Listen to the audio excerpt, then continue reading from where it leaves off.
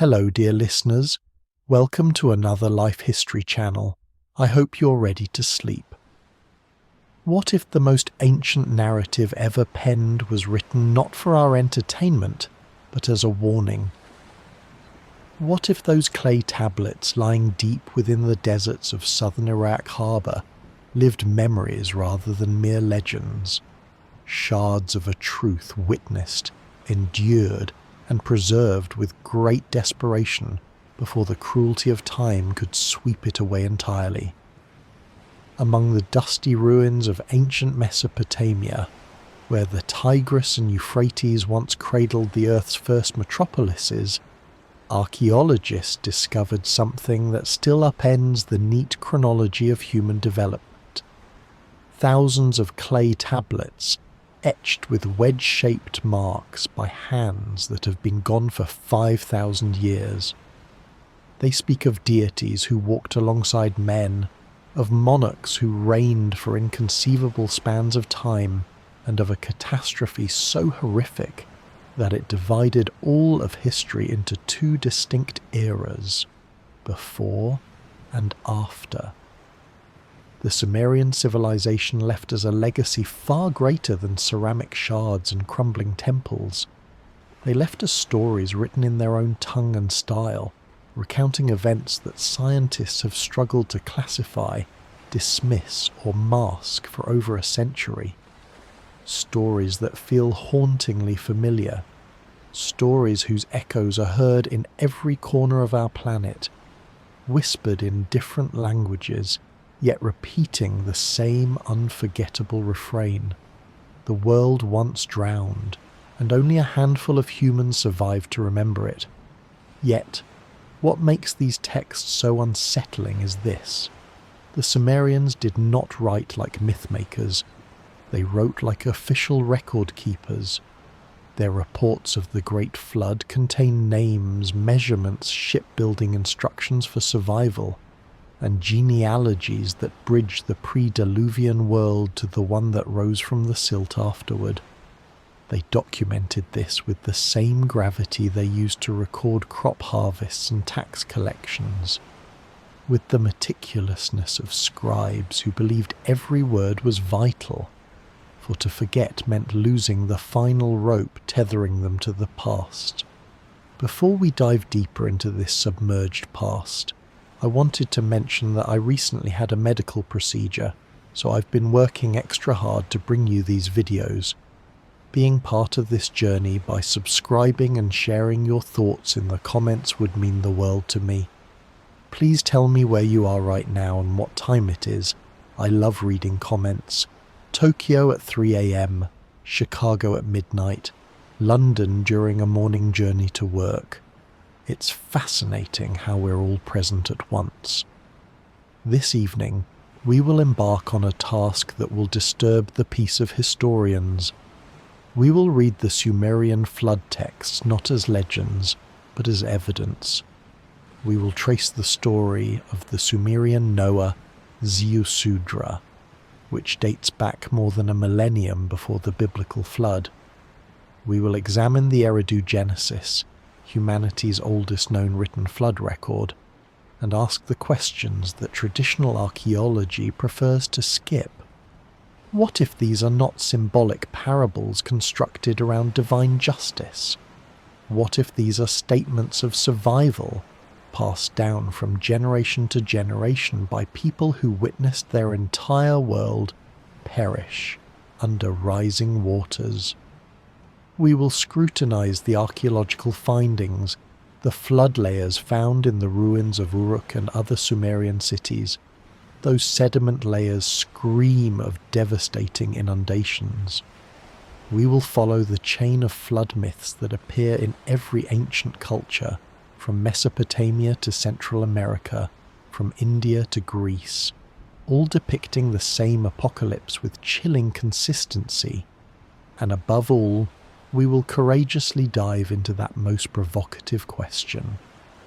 What knowledge did the antediluvian world possess, which the Sumerians struggled so desperately to preserve? This matter is certainly not about faith. This matter is about curiosity. It is about reading ancient texts with a fresh perspective and questioning what truths might be hiding in the gaps between myth and history, between legend and lived experience. The clay tablets are waiting, and they hold stories that could change everything we assume we know about our own beginnings. Between the Tigris and Euphrates rivers, in what we know today as southern Iraq, an impossible event took place. Around 4500 BC, in the geography archaeologists call Sumer, human civilization did not emerge gradually over centuries of slow development. It burst onto the scene of existence already developed, already refined, already literate. From the alluvial plain rose cities with monumental architecture, irrigation networks stretching for hundreds of miles, laws regulating trade and justice, and a writing system capable of recording everything from grain stocks to the structure of the universe. This should not have happened. According to every model of cultural evolution, societies progress step by step from hunter-gatherers to settled farming, from oral tradition to simple pictographs, from primitive to complex through thousands of years of trial and error. But the Sumerians skipped the intermediate steps. The archaeological record reveals a sudden explosion of urban life, as if someone had planted the seeds of civilization fully matured and watched them sprout in a single generation. The Sumerians gifted us the wheel, the plough, the sailboat, bronze working, and a concept of time divided into 60-second minutes and 60-minute hours, a mathematical system based on the sexagesimal base 60 system that we still use today. They created the first schools, the first almanac, the first legal precedents, the first literary works. They mapped the night sky with a precision that would not be approached for 3,000 years. And they recorded it all. Writing itself is a mystery within a mystery. Cuneiform. That wedge-shaped alphabet pressed into wet clay with a reed tip appears in the archaeological record around 3500 BC, already evolved enough to record complex administrative documents, religious hymns, and commercial transactions. There are no primitive forms, no clumsy first attempts. The oldest tablets point to a system of extraordinary sophistication, capable of expressing not just inventory lists, but philosophy, astronomy, mythology, and law. It was as if the Sumerians had not invented writing but remembered it, reclaimed it from an older template now lost to the dust of time, and what they chose to write was significant. Yes, they recorded grain shipments and tax receipts, the mundane necessities of city life, but they also recorded something else they deemed more important, perhaps far more vital: memory. The tablets are filled with phrases like, "in those days," "in those distant times," "when heaven and earth were separated," and "before the flood." The Sumerians were obsessed with preserving their past, with ensuring that what had happened before was not forgotten. They saw themselves not as inventors, but as custodians and guardians of knowledge that preceded their cities, their culture, and perhaps even their species. And this knowledge was extraordinary. Among the thousands of cuneiform tablets unearthed from Sumerian sites, archaeologists discovered astronomical texts that calculated the synodic periods of planets with astonishing accuracy. One tablet notes the orbital period of Venus as 584 days.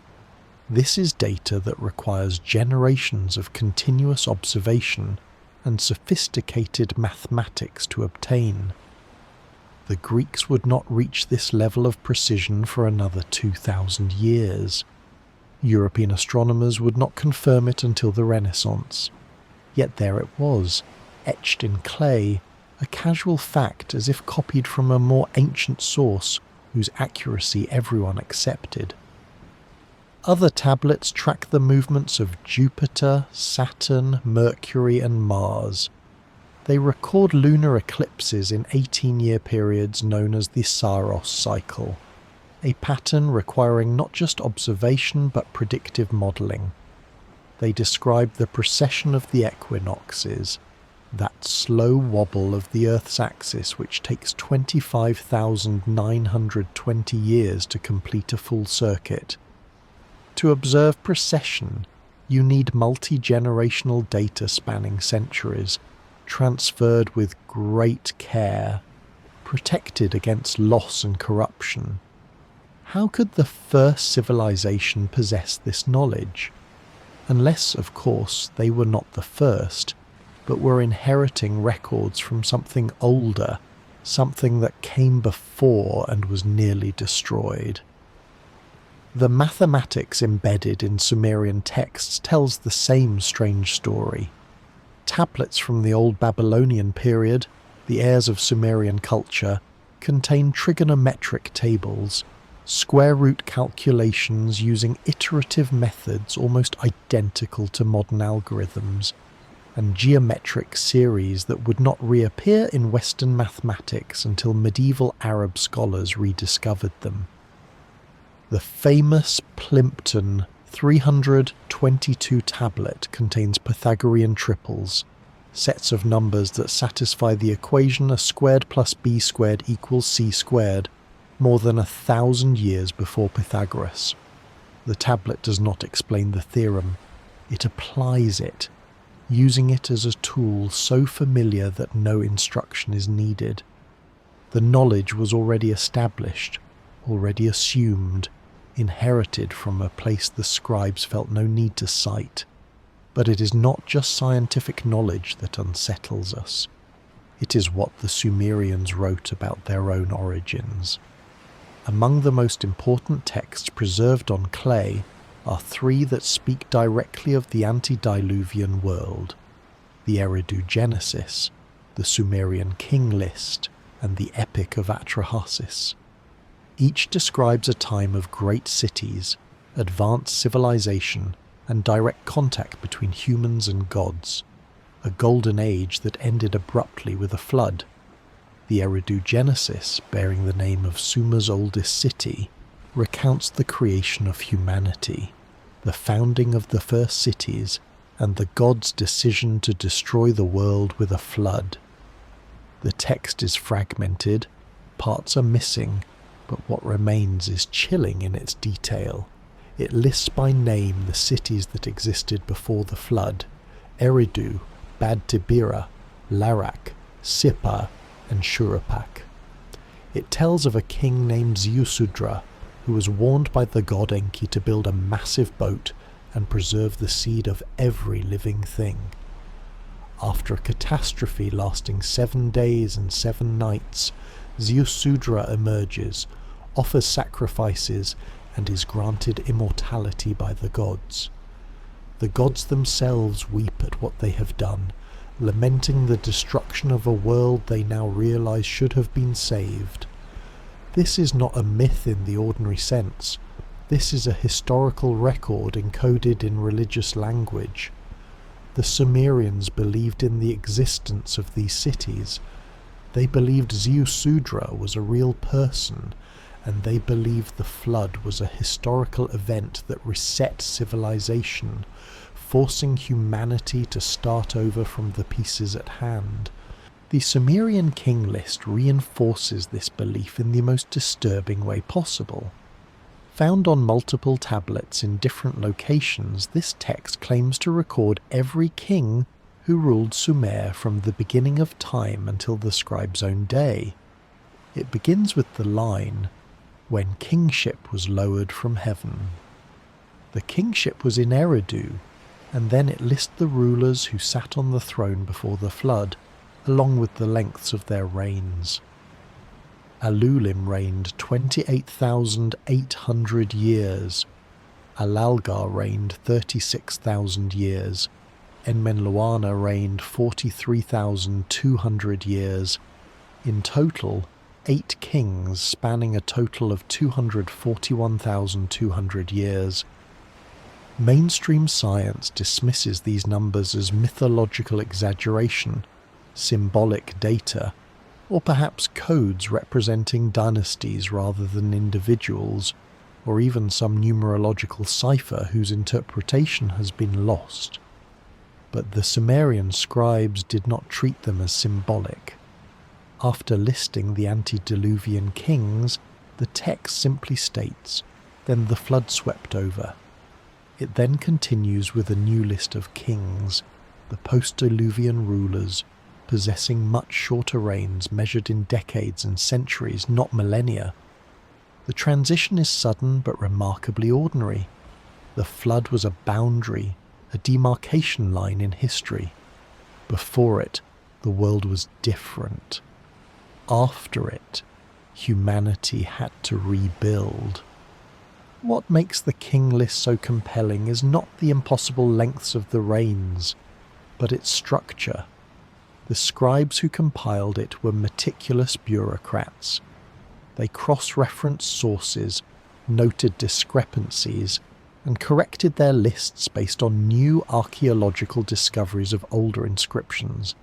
They took their work seriously. To them, this was not storytelling. This was history.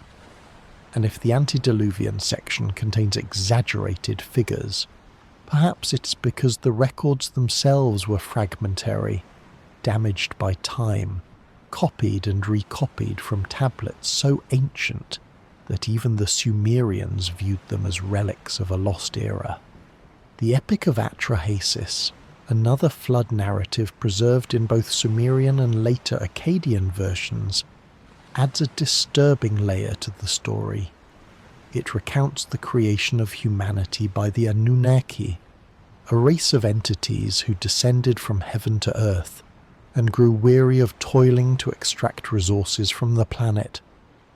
To lighten their burden, they mixed the blood of a slain god with clay, designing a worker species capable of agriculture, mining, and construction: humans.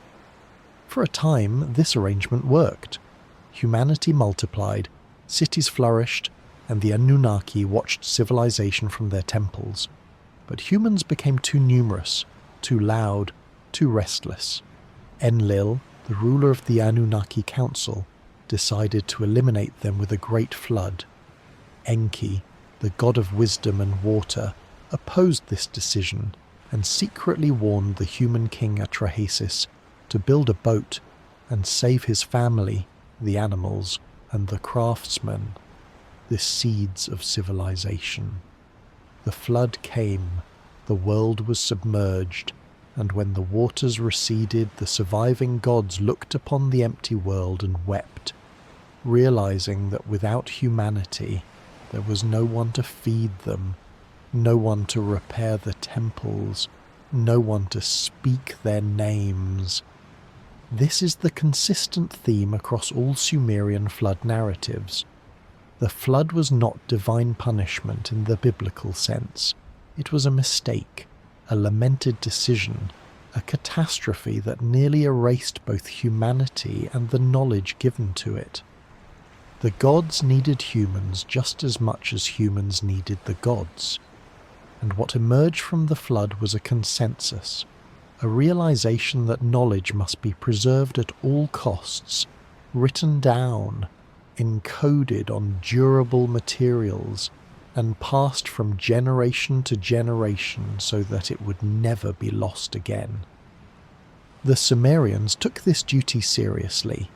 They built libraries, massive repositories of clay tablets kept in specially designed rooms within temple complexes.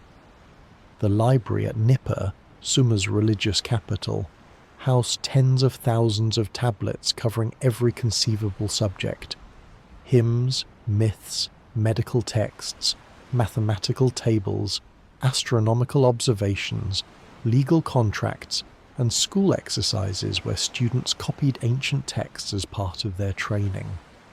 These scribes were not just recording their own culture, they were preserving something older, translating and duplicating texts written in archaic forms of Sumerian that even they struggled to fully grasp.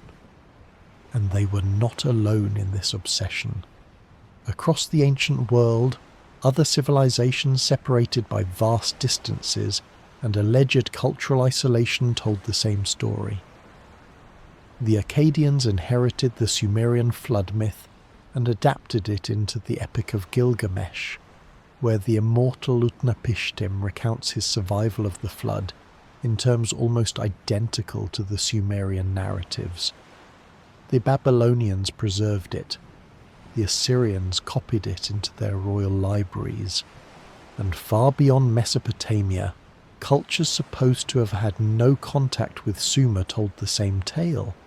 A great flood, a chosen survivor, a boat filled with life, and the rebirth of civilization from the remnants of a drowned world. How could such consistency emerge independently? How could details align so precisely across cultures separated by oceans and millennia? Unless memory itself is older than any single civilization, unless the flood is history, not myth, and the story was carried by survivors to distant shores where it was preserved, adapted, and passed down through oral tradition until writing caught up with it again. The Sumerians believed they were recording real events. They believed the Antediluvian world existed, that the cities listed in the Eridu Genesis were real places once standing on ground now buried under silt and time. They believed the Anunnaki walked among them, taught them, and then withdrew, leaving humanity with the sacred duty of preservation. Whether these beliefs represent literal truth, cultural memory distorted by time, or something in between, the Sumerians acted as if the knowledge they possessed was theirs not by right of discovery, but by inheritance from a world that came before and was destroyed. And so they wrote.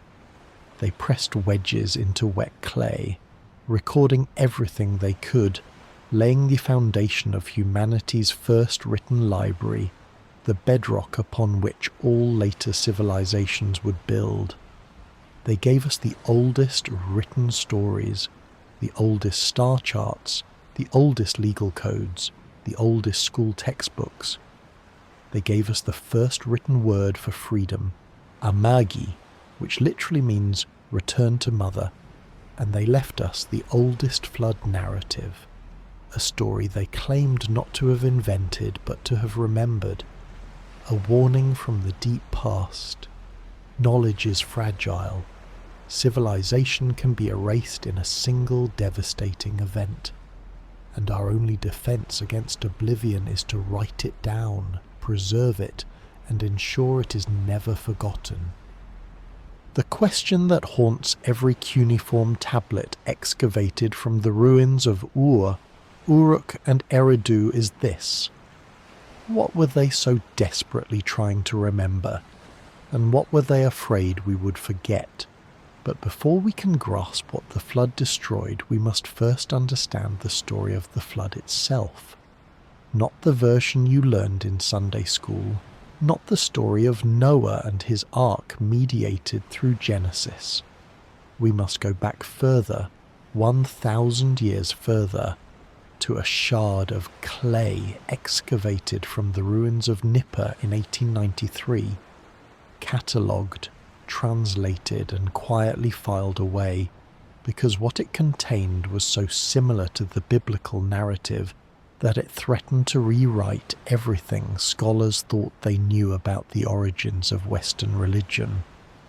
The tablet is called the Eridu Genesis, named after Eridu, the oldest city in the Sumerian records, the place where, according to legend, kingship first descended from heaven. The tablet itself is broken, incomplete. Large sections are missing, crumbled back to dust or carried off by looters 1,000 years ago.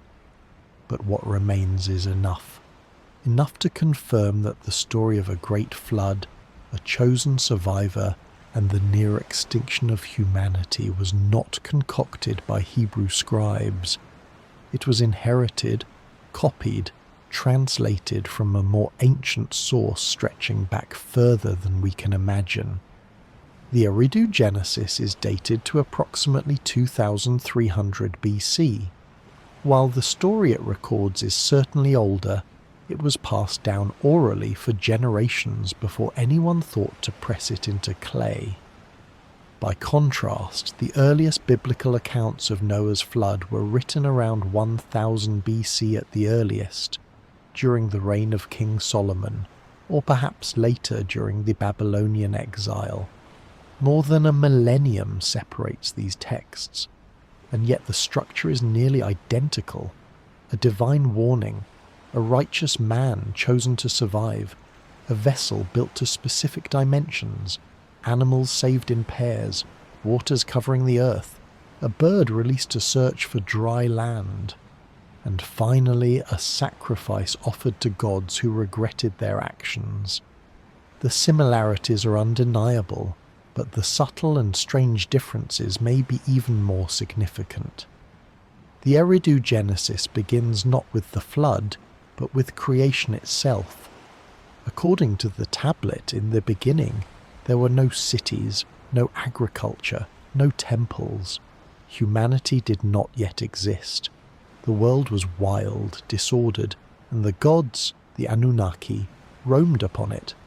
They were looking for something, labor. The tablets describe a problem.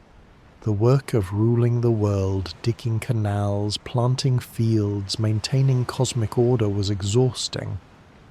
The younger gods, the Igigi, were tasked with this work, and they grew angry. They toiled endlessly while the older gods rested in their temples. And so, according to the text, the Anunnaki made a decision. They would create a new species, a worker race specifically designed to serve them, to shoulder the burden of the world's maintenance so the gods no longer had to. The god Enki, lord of the deep waters beneath the earth and master of wisdom and creation, took clay from the primeval waters and shaped it into the first humans. But creation was not an act of love, it was an act of utility. In the Sumerian worldview, humanity was not created in the image of the divine. We were created to serve the divine. We were tools equipped with intelligence and language so we could follow instructions, blessed with reproduction so we could multiply and maintain the workforce over generations. The gods did not create us for companionship. They created us so they could rest. And for a while it worked. Humanity multiplied, cities rose, fields were sown, canals were dug, temples were filled with offerings, and the gods were pleased. But then something went wrong. The tablets here are fragmentary, maddeningly incomplete. But the essence is clear. Humanity became too successful. We multiplied too fast, spread too far, became too loud. The text records that the noise of humanity rose to the heavens and disturbed the sleep of the gods. Enlil, the chief god, king of gods and lord of the storm, could no longer rest. The clamour of human civilization, our cities, our festivals, our constant activity became unbearable. And so Enlil made a decision. Humanity was to be destroyed. Some scholars read this as a metaphor. Overpopulation straining resources, environmental collapse, the natural consequence of unchecked expansion. But the text does not describe resource depletion. It describes divine irritation. The gods were not threatened, not endangered, merely annoyed. And for this the entire species was to be erased, unless there was something else. Something the tablets imply but never fully explain. Were the gods truly angry about the noise, or had humanity done something else? Had we learned too much, become too independent, started questioning our role as servants? The text is silent on this, but it is a resounding silence. Because in other Sumerian myths, humanity's crime is not noise, it is knowledge. It is the theft of the me, the divine codes of civilization. It is the crossing of boundaries that were meant to remain fixed. Whatever the reason, Enlil's judgment was final. He would send a flood, not a seasonal inundation, not a river overflowing its banks, but a deluge that would cover the world, drown the cities, and sweep humanity back into the clay from which we came. The other gods agreed, or most did, but one did not. Enki, the god who had shaped humanity from the deep waters, who had given us language and thought, refused to allow his creation to be destroyed. He could not openly defy Enlil. To do so would be to disrupt the divine order, to risk cosmic chaos, but he could act in secret. And so he did. The Eridu Genesis tells of Enki's rebellion in quiet, almost conspiratorial language. He did not appear directly to his chosen survivor. Instead, he spoke to a wall. The text records this strange detail without explanation, as if it were the most natural thing in the world. Enki went to the house of Ziusudra, the king of Shuruppak, a city that once stood on the banks of the Euphrates, and he spoke to the wall of Ziusudra's house, warning him of what was to come. "The flood is coming," the voice said. "Build a boat, seal it with pitch, load the seed of every living thing. Save yourself, save your family, save what can be saved." Why a wall? Why not appear directly? Some scholars suggest this was a legal loophole, a way for Enki to claim he hadn't technically violated Enlil's decree. He didn't warn a human, he spoke to a structure. What the human overheard was not his responsibility. Others interpret it more pragmatically. Perhaps Enki could not fully manifest in the physical world. Or perhaps speaking through a wall was a way to conceal his presence from the other gods. Or perhaps, stranger still, the wall itself was a type of device, a mechanism through which divine communication could be transmitted without direct contact. The text doesn't explain, it just records. Enki spoke to the wall, and Ziusudra, listening, understood. The instructions were clear. The vessel was to be massive, though the exact dimensions are lost due to damage on the tablet. It was to be completely sealed, watertight, covered inside and out with pitch, the thick black tar that bubbled up from the ground in ancient Mesopotamia. Ziusudra was to bring his family, animals, the seeds of every plant, and enough provisions to survive for an unknown duration. He wasn't told how long the flood would last, only that it was coming, and that when it arrived, nothing outside the boat would survive. And then the tablets say the flood came, not gradually, not with warning rains or rising rivers. It came all at once. The text describes it in language bordering on cosmic violence. The storm god Adad roared in the clouds. The dikes of the heavens opened. The fountains of the deep burst forth. Water poured from above and below simultaneously, as if the boundary between sky and ocean had dissolved. The ancient world, cities, fields, temples, everything humanity had built, was swallowed. The tablet records that even the gods were terrified. They fled to the highest heaven and cowered there like dogs, trembling as they watched the drowning of the world. It is a startling image. The gods afraid, not in control, not orchestrating the disaster with calm distance, but panicking, perhaps realizing too late that the destruction they had unleashed was too great, too absolute. Some fragments suggest the goddess Inanna wept, lamenting the loss of her people. Others imply that even Enlil, watching the floodwaters rise, began to regret his decision. But it was too late. The waters were already rising, and there was nothing the gods could do but watch. The flood lasted, according to the surviving fragments, for 7 days and 7 nights, a week of relentless catastrophe. When it finally stopped, when the waters began to recede, the world was unrecognizable. The cities were gone, the temples were buried, the fields covered in thick layers of silt. Ziusudra opened the hatch of his boat and looked out upon a drowned world.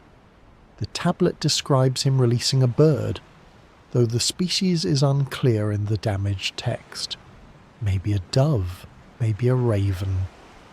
The bird flew off, searched for dry land, and returned. He waited, released another. This time it did not return. Land had emerged somewhere. Life could begin again. Ziusudra landed his boat on a mountain. The text doesn't name it, but later Mesopotamian versions call it Mount Nisia, a peak in the Zagros range.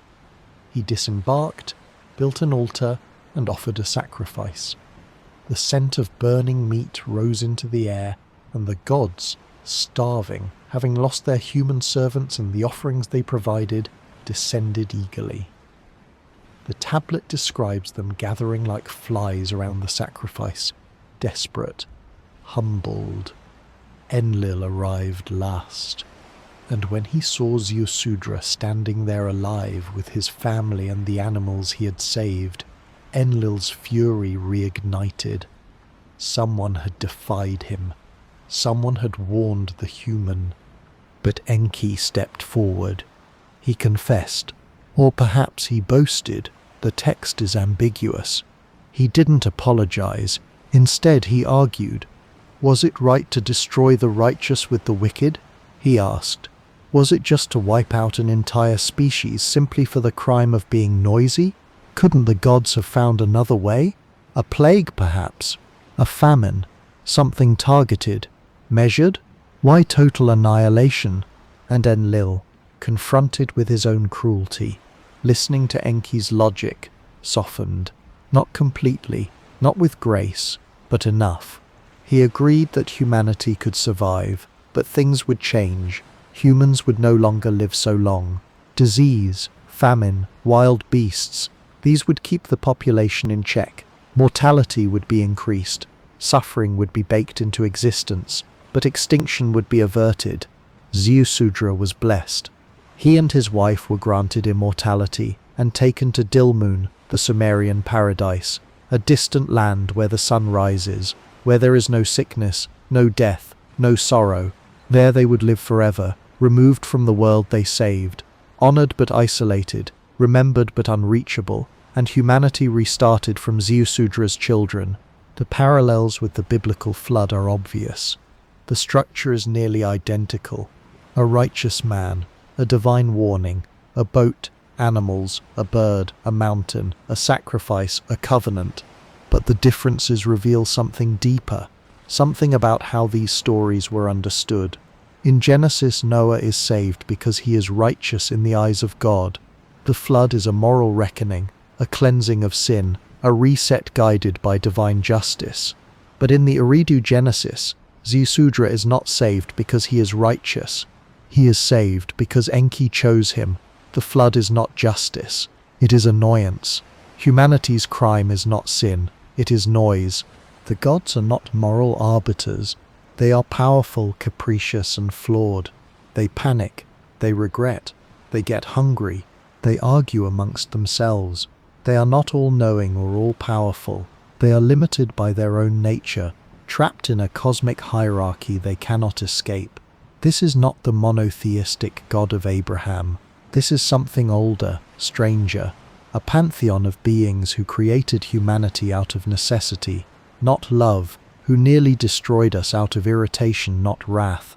and who saved a remnant not out of mercy but because one of their own rebelled and refused to let his creation die. It is a vision of theology utterly alien to modern religious thought, and yet it is the older version, the original, the story from which all others sprang, and the question remains, haunting every wedge-shaped mark on that broken tablet. Was this myth, or was it memory? Did the Sumerians invent this story to explain the silt layers beneath their cities, or were they recording something that actually happened? Were they preserving a testimony passed down from survivors who had lived through a catastrophe so immense it felt like the end of the world? Because the disturbing truth is this: the flood in the Eridu Genesis is not described like a myth, it is described like reportage. The details are specific, the geography is real, the timeline is measurable: 7 days and nights, a mountain in the Zagros range, a boat covered in pitch. These are not the embellishments of fantasy, they are the annotations of memory. And when archaeologists began digging beneath the ancient Sumerian cities, they found something that shouldn't have been there. Layers of clay, thick, sterile sedimentary deposits, separating old settlement layers from new ones, flood layers, physical proof that at some point in the deep past, the cities of Mesopotamia were drowned not once but multiple times. It was as if the earth itself was confirming what the tablets had said all along. The flood was real, it happened, and someone survived to tell the story. But what was lost beneath those waters? What kind of world existed before the flood? And if the flood really happened, if Seyusudra and his boat really existed, then what else in these ancient texts might be true? The Sumerian king list does not begin with history as we understand it. It begins with impossibility. The tablets tell us there were cities before the flood, not primitive settlements, not mud brick villages clinging to riverbanks, but organized urban centers with temples, palaces, and administrative systems. 7 cities in total: Eridu, Baditibara, Larak, Sippar, and Shuruppak. Each was ruled by kings whose reigns lasted not decades but millennia. Alulim, the first king of Eridu, reigned for 2,800 years. His successor Alalgar for 36,000 years. Enmenluana of Baditibara reigned for 43,200 years. The numbers continue, absurd and precise, until the flood sweeps over everything. 8 kings, 10 kings, depending on which version of the king list you read. Together, they reigned for a total of over 240,000 years. Mainstream scholars dismiss these figures as mythological inflation. They argue that the reign lengths are symbolic, reflecting the sacred importance of these antediluvian rulers rather than their actual lifespans. Perhaps the numbers represent dynasties rather than individuals. Perhaps they are metaphors for eras of stability or divine favor. Perhaps they are just fantasy. Yet the Sumerians did not treat these numbers as fantasy. They copied them meticulously from generation to generation, preserving exact figures across multiple versions of the king list. They kept separate records for antediluvian and post-diluvian rulers, as if acknowledging a clear dividing line in history. Before the flood, time worked differently, humanity worked differently, and the world itself was something other than what came after. So what kind of world was it? According to the surviving fragments, the antediluvian world was not primitive. It was advanced, organized, governed by principles that would later be lost and only slowly reclaimed. The texts describe agriculture that was not subsistence farming, but systematic cultivation. Grain was measured, recorded, distributed through temple complexes that functioned as both religious centers and administrative hubs. Irrigation canals, the lifelines of Mesopotamian civilization, were already present. The knowledge of how to divert rivers, control floods, and channel water into arid plains was already available, not developing, but already in operation. Metalworking also appears in the antediluvian world. Bronze is mentioned. Tools and weapons forged with an understanding of alloy ratios that should not yet exist. Architecture rises in monumental form. Temples built with geometric precision, their foundations aligned to celestial events. The Sumerians did not describe their ancestors learning these skills. They described them as possessing them, as if the knowledge had been handed down fully formed from a source the texts name again and again: the Anunnaki, those who from heaven to earth came down. This phrase occurs so frequently in Sumerian literature that it becomes almost liturgical, a refrain woven through creation myths, king lists, temple hymns, and legal codes. The Anunnaki were not distant abstractions. They were active participants in the antediluvian world. They walked among men. They taught, commanded, built, and ruled. And according to the tablets, they were the reason humanity existed at all. The creation of humanity, as described in texts like the Epic of Atrahasis and the Enuma Elish, was not an act of love. It was an act of necessity. The Anunnaki, working deep within the earth to extract precious minerals and maintain the infrastructure of their world, grew tired. The work was endless, the conditions unbearable, and so they rebelled. The younger gods, the Ejigi, threw down their tools and refused to continue. Enlil, the chief of the Anunnaki Council, was prepared to destroy them, but Enki, ever the clever one, proposed an alternative: create a new being, a creature capable of labor, intelligent enough to follow commands but limited enough to remain obedient, a worker, a servant, humanity. The method described in the texts is disturbingly precise. Enki and the birth goddess Nintu, also called Ninhursag, take clay from the Abzu, the primeval waters beneath the earth. But clay alone is not enough. They mix it with the blood of a slain god, specifically a god named Waela, sacrificed for this purpose. His divine essence, his me, is blended with earthly matter. The result is the Adamu, not Adam in the biblical sense, though the linguistic echo is inescapable. Adamu means one who is of the earth, or one made of clay, the first human, the prototype. And when the design proves successful, Nintu creates more: 7 males, 7 females, the templates from which all humanity descends. This was not a gift. This was engineering. To the Sumerians, humanity was designed. We were not born of divine love or cosmic accident. We were manufactured to serve, to carry the burdens the Anunnaki no longer wished to bear. Our purpose was labor. Our value was utility. Yet within this bleak origin, something unexpected emerged: consciousness, language, creativity, the ability not just to obey but to remember, to question, to preserve. Perhaps that is why the texts describe something else the Anunnaki did not plan: the intermingling of bloodlines. In fragmented tablets and passing references, Sumerian records hint at unions between the Anunnaki and human women.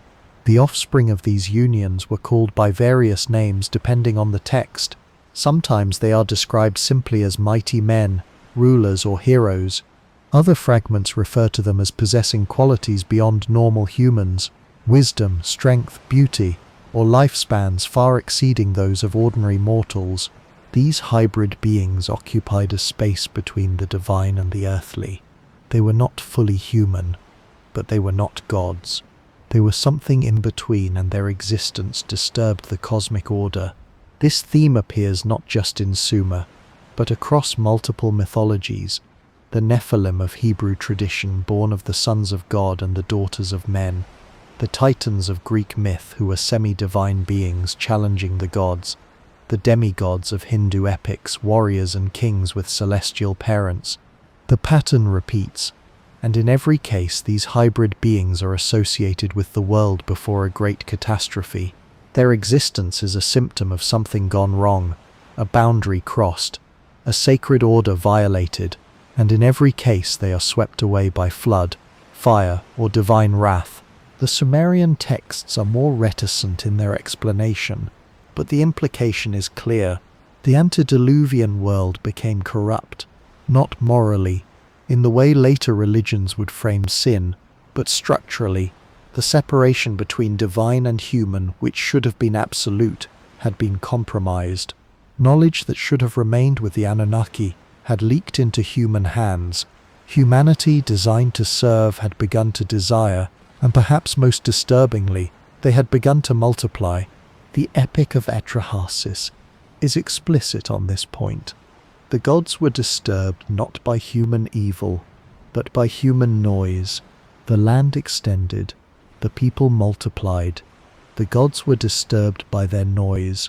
Enlil could not sleep because of the clamour. It wasn't sin that provoked the flood, it was population. Humanity had become too many, too loud, too unmanageable. It had exceeded the parameters of the experiment, and so the decision was made. Wipe the slate clean, start over, reduce the population to a manageable number, and ensure that such an expansion never happens again. But before that decision was enacted, the antediluvian world, according to the texts, reached heights that would not be seen again for thousands of years. Consider the knowledge embedded in Sumerian astronomy. The texts name all the planets of our solar system, not just those visible to the naked eye, Mercury, Venus, Mars, Jupiter, Saturn, but also Uranus, Neptune and Pluto, bodies that modern science only confirmed using telescopes and mathematical prediction in the 18th, 19th and 20th centuries respectively. How could the Sumerians have known? One seal in particular, catalogue number VA243 in the Vorderasiatisches Museum in Berlin, has become the centre of intense debate. The seal depicts a star surrounded by 11 smaller spheres. Researchers like Zachariah Sitchin argued that this represents the Sun and the planets, a complete map of the solar system carved in stone more than 4,000 years ago. Critics argue the image is symbolic, that the spheres represent stars, not planets, and that reading it as a solar system diagram is overinterpretation. Yet the Sumerians possessed astronomical knowledge that should not have existed in their time. They knew the Earth was round. They understood it rotated. They plotted the precession of the equinoxes, the slow wobble of the Earth's axis that takes 26,000 years to complete a full cycle. They tracked Venus with perfect accuracy. They recorded the orbital periods of the outer planets. Where did this knowledge come from?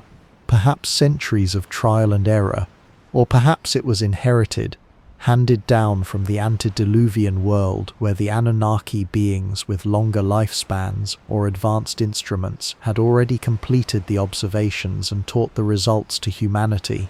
The texts describe the Anunnaki possessing me, not just of the cultural or legal variety, but cosmological me, codes governing planetary motion, the structure of the heavens, the mathematics of celestial cycles.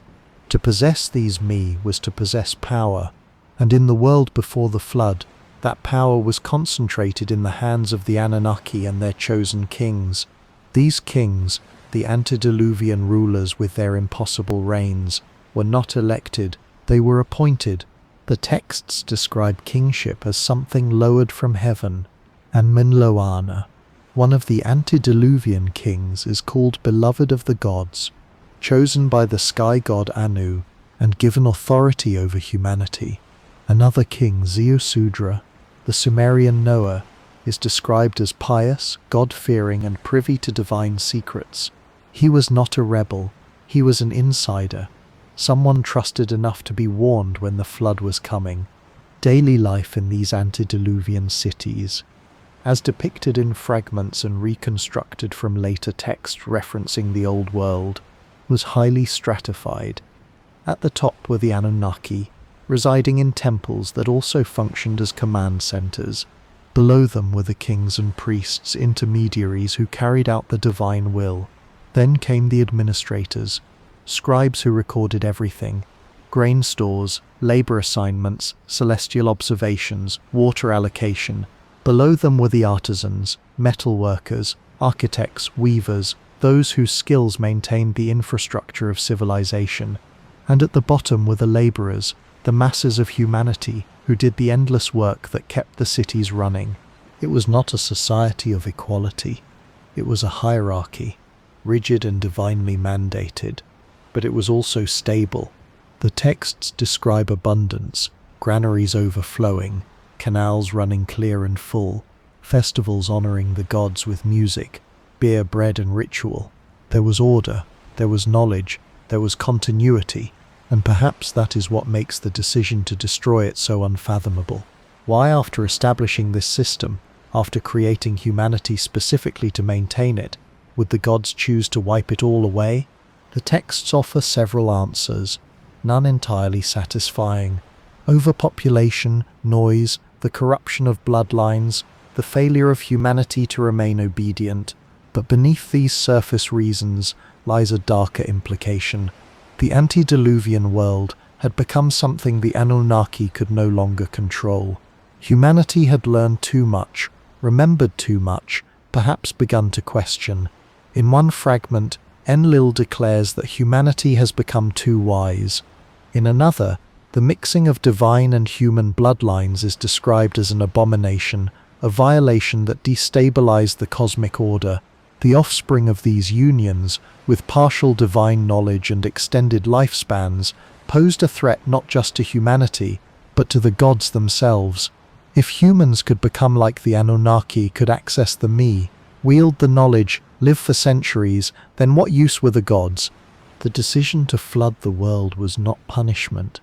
It was a course correction, a reset, a way to preserve the system by eliminating the variables that were destabilizing it.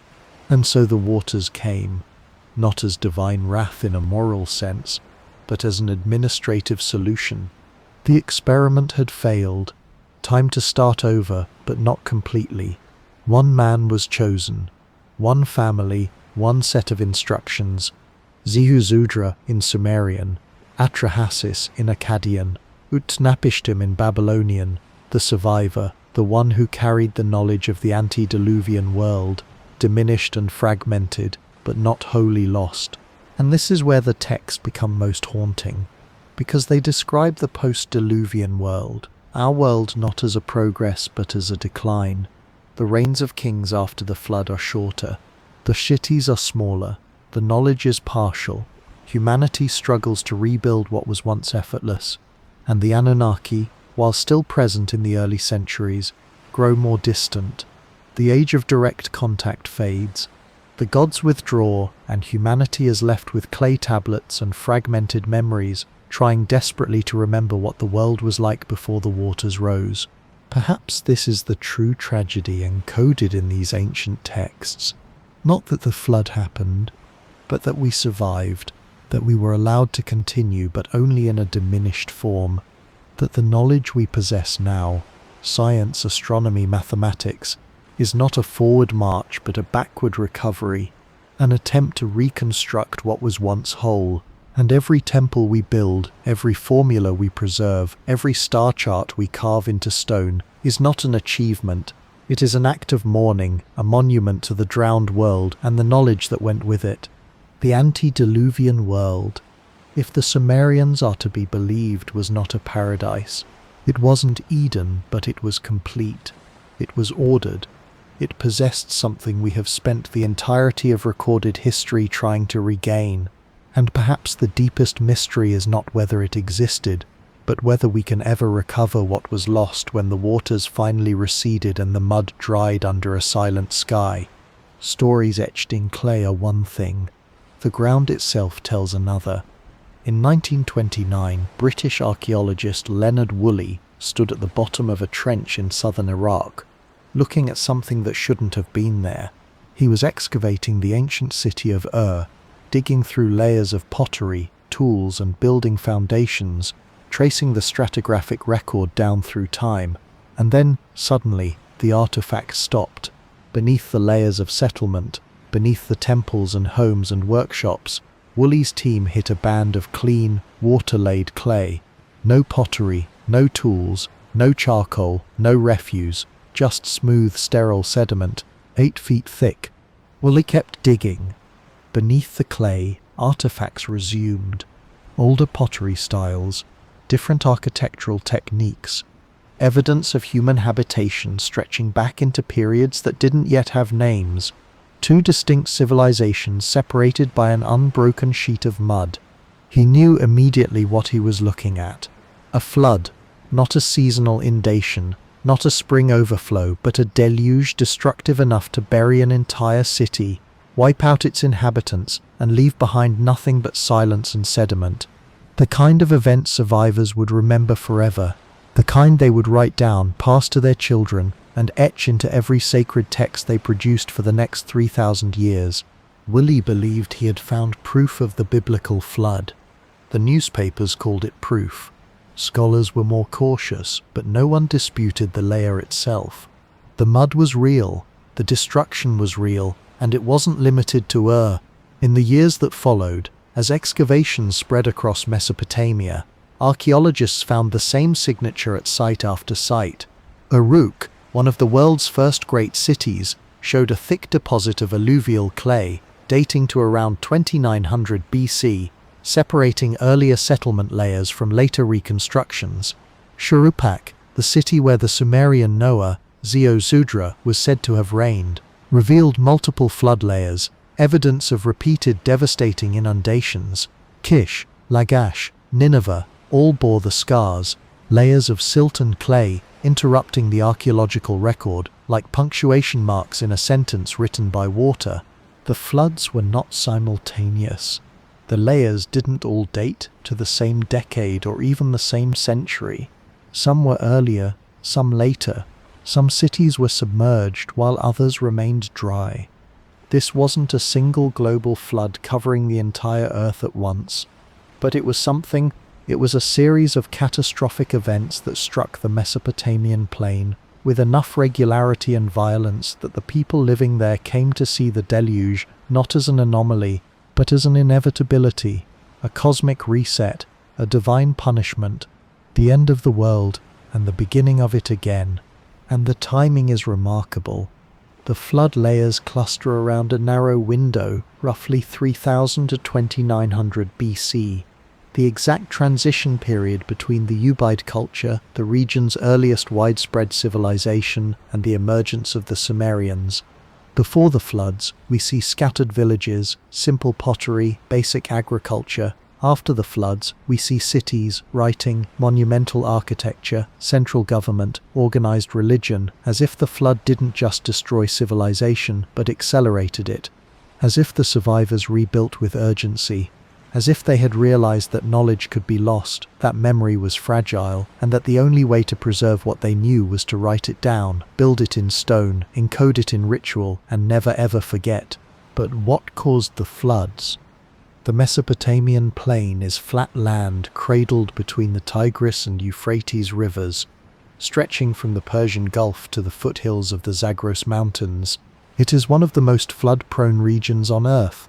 Seasonal rains, snowmelt from the mountains, and the unpredictable fluctuations of the rivers have always made life there precarious. Even a modest rise in water levels can turn the plain into a shallow sea, drowning villages, destroying crops, and displacing populations. To the people living there, such an event would feel apocalyptic, the end of the total world. Modern geology confirms this.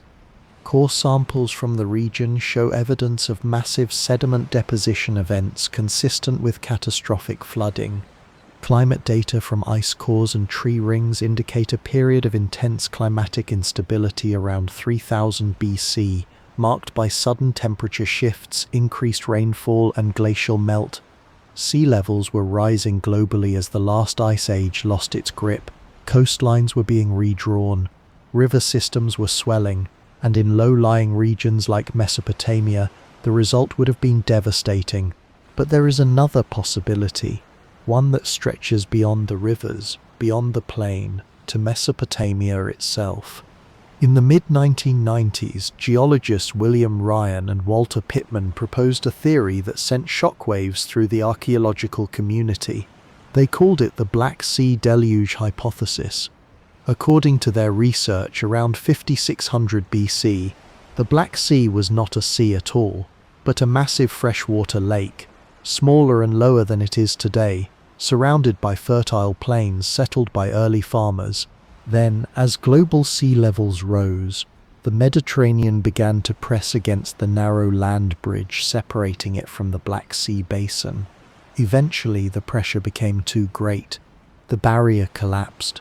Seawater poured through the Bosporus Strait with the force of 200 Niagara Falls, filling the basin at a rate of tens of thousands of cubic meters per second. Within months, the lake became a sea. Coastlines retreated by miles. Entire landscapes disappeared beneath the waves. The people living there would have had no warning, no time to prepare. They would have watched the horizon turn black, heard the roar, and run. Survivors would have scattered, carrying the memory of a world drowned in a single season. And could some of those survivors have migrated south, following river valleys, seeking new land, bringing with them the stories of the flood that consumed their homeland? Could the Black Sea flood be the event encoded in Sumerian memory? The dates don't align perfectly.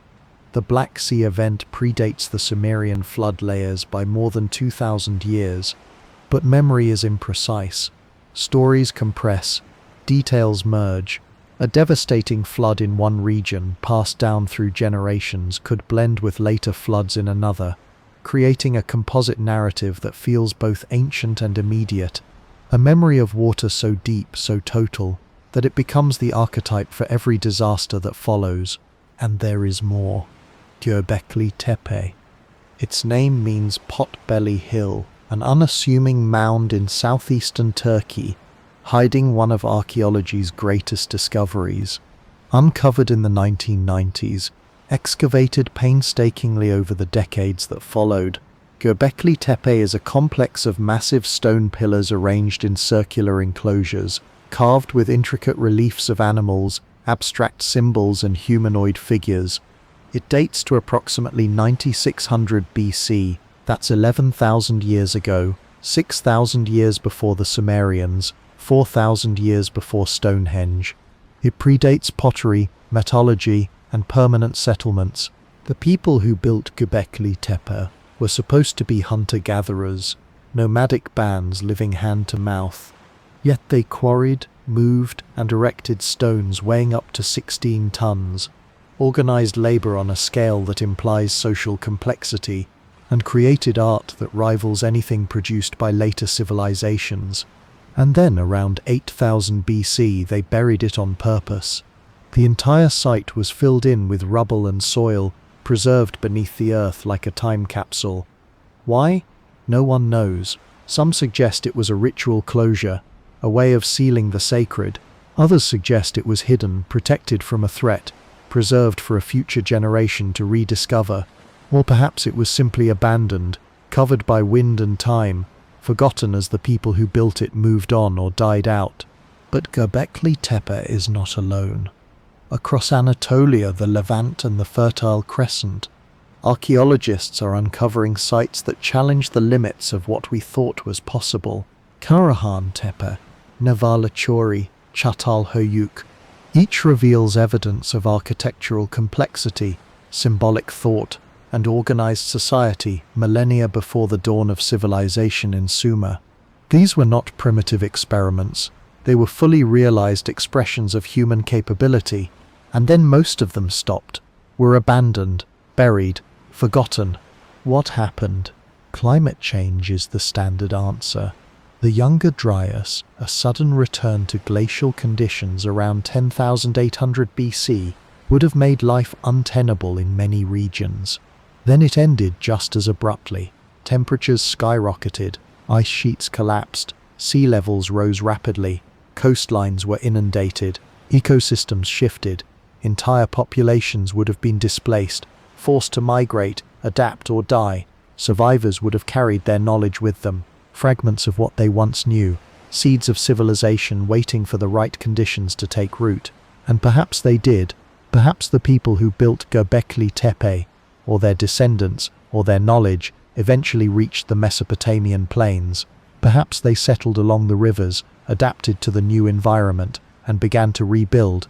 And perhaps they rebuilt again after another devastating flood around 3000 BC, this time with writing, this time with permanence. this time ensuring that the knowledge would not be lost, because the artifacts found in the antediluvian layers of Sumerian sites are not primitive. Pottery from Ubaid period Eridu shows advanced wheel-made techniques, standardized forms and decorative patterns suggesting centralized production. Stone tools from early Uruk are finely crafted, specialized evidence of occupational diversity. Seals and tokens used for accounting predate cuneiform, showing a system of record-keeping already in place before the first tablets were written. These were not people stumbling towards civilization. These were people who were already there, already organized, already capable. And beneath them, beneath the flood layers, the remains go deeper. Structures that are older still, stranger, harder to explain.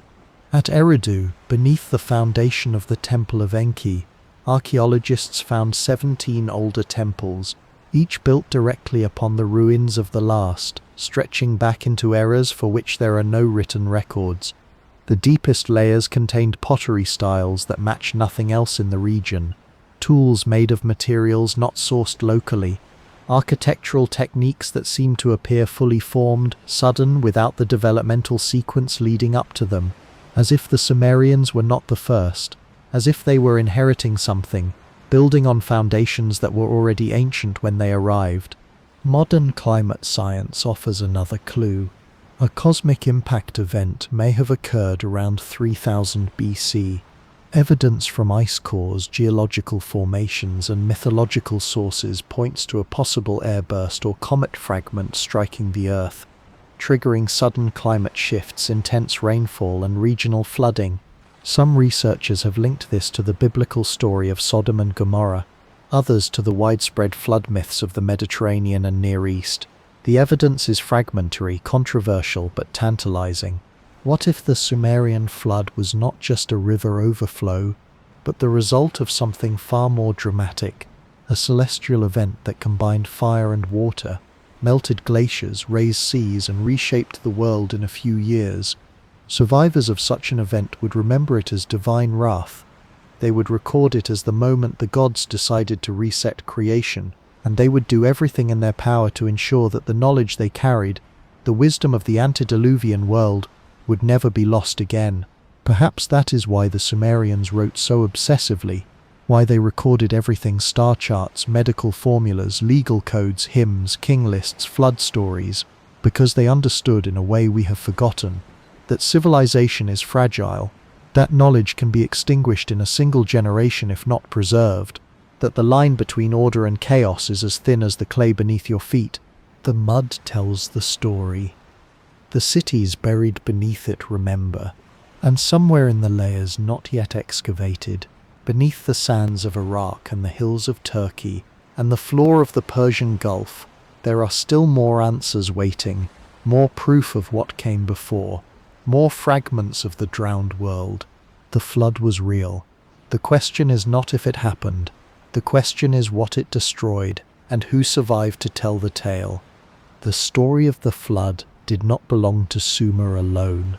Perhaps that is the most disturbing thing about it. The narrative of a great deluge sent to wipe out humanity appears not just in Mesopotamia, but in Egypt, India, Greece, China, Mesoamerica, the Andes, the Pacific Islands, and among the indigenous tribes of North America, Australia, and Africa.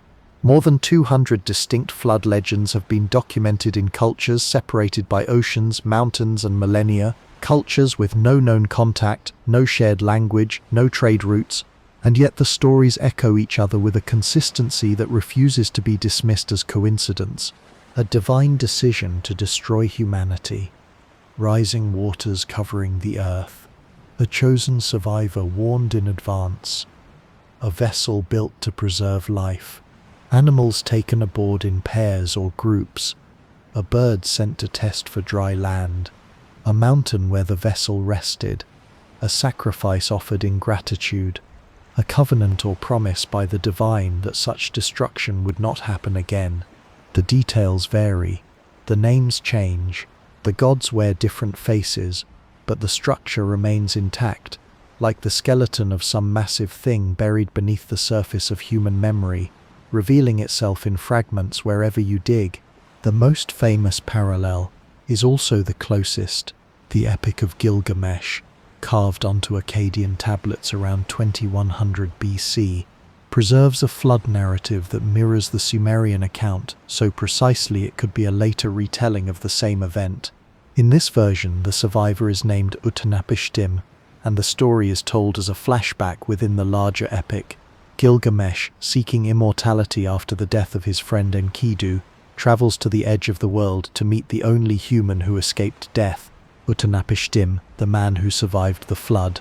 Utnapishtim tells Gilgamesh that the gods, disturbed by humanity's noise and overpopulation, decided to send a deluge, but the equivalent of Sumerian Enki, the god of wisdom, whispered a warning through the reed walls of Utnapishtim's house.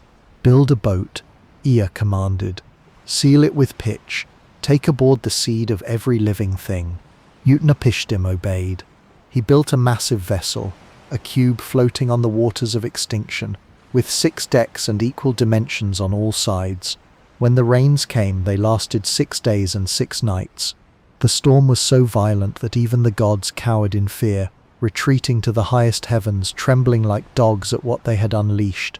When the waters receded, the boat grounded on Mount Nisir. Utnapishtim released a dove. It found no place to land and returned. He released a swallow. It too returned. Finally, he released a raven, and it did not come back. The world was dry. Utnapishtim emerged, built an altar, and offered a sacrifice.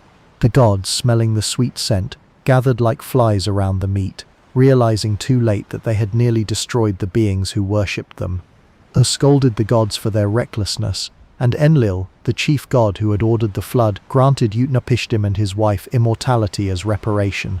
They were taken to live at the mouth of rivers, a place beyond the reach of death, the last survivors of the former world.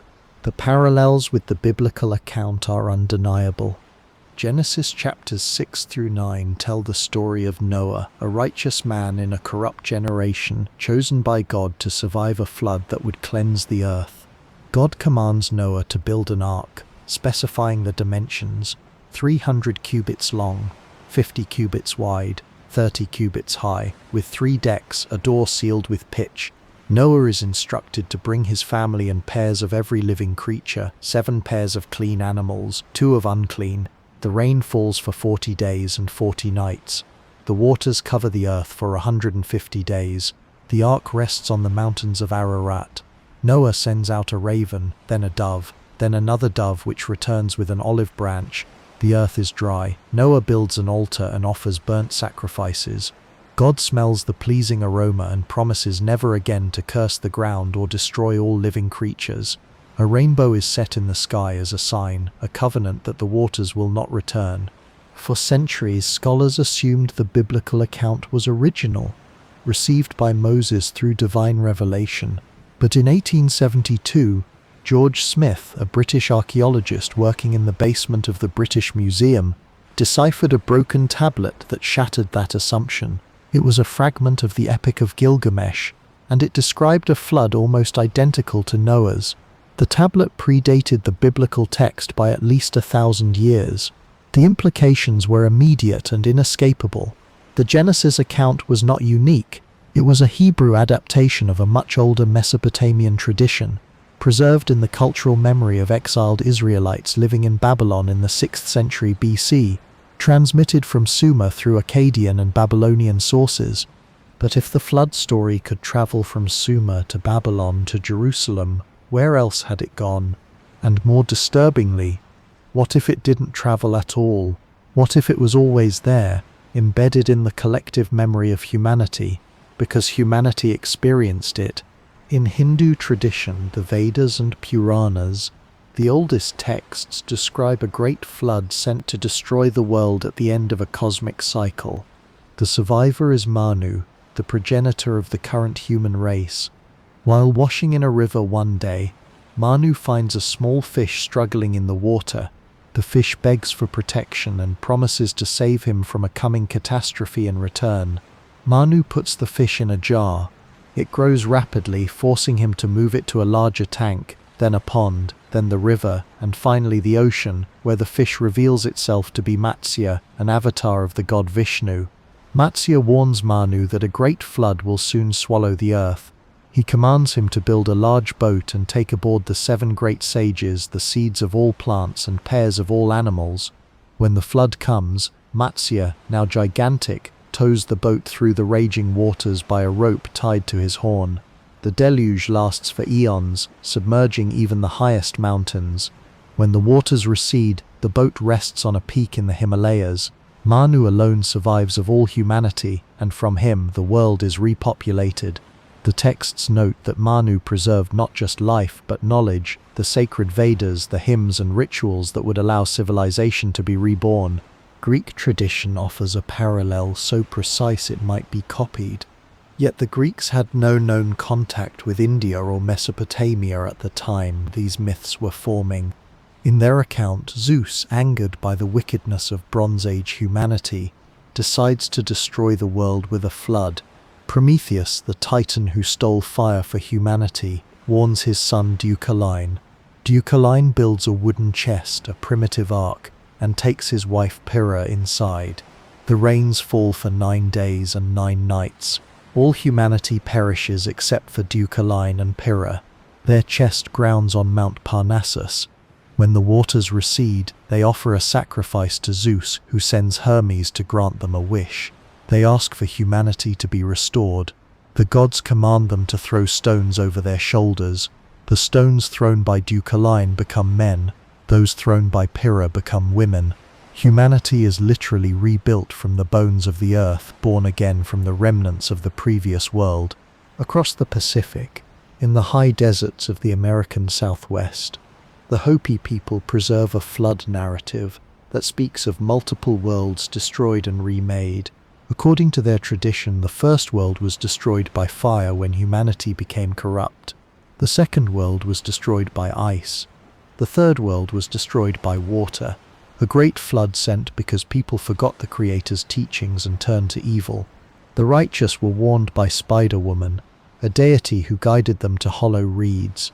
They climbed inside and floated on the surface of the rising waters, while the world below was cleansed. When the flood subsided, they emerged into the fourth world, the present age, carrying with them the sacred knowledge needed to live in balance. To the south, the Aztec codices describe a series of world ages, each ending in catastrophe. The fourth age, the Age of Water, was destroyed by a flood that lasted 52 years. The sky collapsed and the waters swallowed everything. Only one man, Tata, and one woman, Nine, survived by hiding in a hollow log. When the waters receded, they emerged to find a world devoid of life. The gods, angry that anyone had survived, turned them into dogs. Later, the gods relented and created a new race of humans from the bones of the previous age, ground into powder and mixed with the blood of the gods. Inca tradition speaks of a great flood sent by the creator god Viracocha to destroy the giants who once inhabited the earth. Only 2 people survived, a brother and sister who took refuge in a cave. When the waters receded, they emerged to find the world silent and empty. Viracocha appeared to them and taught them how to rebuild, how to plant, how to make fire, how to raise children. The human race restarted from them. The stories were preserved in the chronicles of the Spanish conquest, recorded by priests who noted with some discomfort how closely the tale resembled the biblical narrative they had come to preach. In China, the Great Flood is not a myth relegated to prehistory. It appears in historical texts as an event defining early dynasties. During the reign of Emperor Yao around 2300 BC, the waters rose and inundated the land for generations. The flood was so devastating it became the central crisis of the age. Gun, a legendary figure, was tasked with controlling the waters but failed. His son Yu succeeded by dredging channels and building canals, diverting the floodwaters back to the sea. For his efforts, Yu was made emperor and founded the Shah dynasty. In the Chinese version, the flood was not divine punishment, it was a natural disaster, a cosmic imbalance that required human ingenuity and labor to solve. But the scale was the same, waters covering the land, civilization on the brink of collapse, a hero who restores order and ensures the continuity of humanity. Even among the indigenous peoples of Australia, whose oral traditions stretch back tens of thousands of years, flood stories persist. The Kurnai people of southeastern Australia speak of a time when the sea rushed in, drowning the land and forcing people to flee to the mountains. The Gundungurra people tell of a great flood that covered the world, sent as punishment, from which only a few survived by climbing to the highest peaks. These stories, embedded in songlines and dreamtime narratives, are among the oldest continuously preserved oral traditions on Earth, and they too remember the water rising, unstoppable, erasing the world. Why? It is the question that refuses to go away. Why would cultures on opposite sides of the planet, with no writing, no ocean-crossing ships, no means of communication, develop nearly identical flood narratives? The standard academic explanation is that floods are common. Rivers overflow, storms bring destruction, coastal communities experience tsunamis. Every culture will eventually face a devastating flood, and each will preserve the memory and myth. Local events become universal in the retelling. Exaggeration and religious interpretation turn a regional disaster into a cosmic one, but this explanation strains under the weight of the details. These are not vague stories about water. They are detailed, structured narratives with recurring motifs. Divine judgment, a single saved family, an ark of refuge, birds sent to find land, a landing mountain, a promise or covenant. If every culture were independently mythologizing local floods, we would expect chaotic variety, wildly different details reflecting distinct geographies and theologies. Instead, we find uniformity. We find the same story, rewritten in different languages, adapted to different gods, but preserving the same core truth. Some researchers propose a common ancestral source, a Proto-Indo-European, or even an older flood myth carried by migrating populations as they spread across the globe. The story may have traveled with humans as they left Africa, crossed into the Middle East, into Europe, Asia, and finally across the Bering Land Bridge into the Americas. A single original event, remembered and retold, diverging over millennia, but never completely losing its shape. This could explain the consistency, but it raises another question. If the flood story is this old, if it predates the dispersion of human populations, then it predates civilization itself. It predates writing, agriculture, cities. What kind of flood could be so devastating, so universally traumatic, that pre-civilization humans carried its memory for tens of thousands of years? Or, and this is where the ground shifts beneath us, what if the stories aren't exaggerations? What if they aren't mythologized memories of local floods? What if they are fragmented, culturally adapted records of a single global event? A flood so vast, so destructive that it reset human civilization and survived in the collective memory of every society that emerged in its wake, not because they learned the story from each other, but because they all survived the same catastrophe. Geological records show evidence of rapid sea level rise between approximately 10,000 and 8,000 BC at the end of the last ice age. The melting of glacial ice sheets caused oceans to rise by more than 400 feet, about 120 meters, in a few thousand years. Coastal settlements, if they existed, would have been drowned. Entire landscapes were submerged. River valleys were inundated. Some researchers point to events like the flooding of the Black Sea Basin around 5600 BC. Rising Mediterranean waters breached a natural dam and flooded a vast freshwater lake within months, forcing mass migration. Others suggest comet impacts, volcanic eruptions, or submarine crustal displacements, any of which could trigger tsunamis and flooding on a scale difficult to imagine. But if such an event occurred, if there was a real flood, large enough to traumatize the ancient world, then the stories are not myths, they are testimony, and the survivors, scattered across the earth, each rebuilding in isolation, would naturally preserve the memory and the language, and symbolism of their own evolving cultures. The Sumerian Sudra becomes the Babylonian Utnapishtim. He becomes the Hebrew Noah. He echoes the Hindu Manu, the Greek Deucalion, the Chinese Yu, the Hopi ancestors in their reeds. Different names, the same man, or at least the same experience, the same terror, the same desperate hope, the same moment when everything was lost and a few somehow held on. And if this is true, if these are fragments of history rather than fairy tales, then the question becomes unavoidable. What else did they remember? What other knowledge, what other stories, what other truths about the world before the flood are encoded in myth, waiting for us to learn how to read them correctly? The Sumerians said civilization wasn't invented, it was given. The Greeks said knowledge was stolen from the gods by Prometheus. The Egyptians said it came from Thoth, the Hindus from the Rishis, the Mesoamericans from Quetzalcoatl.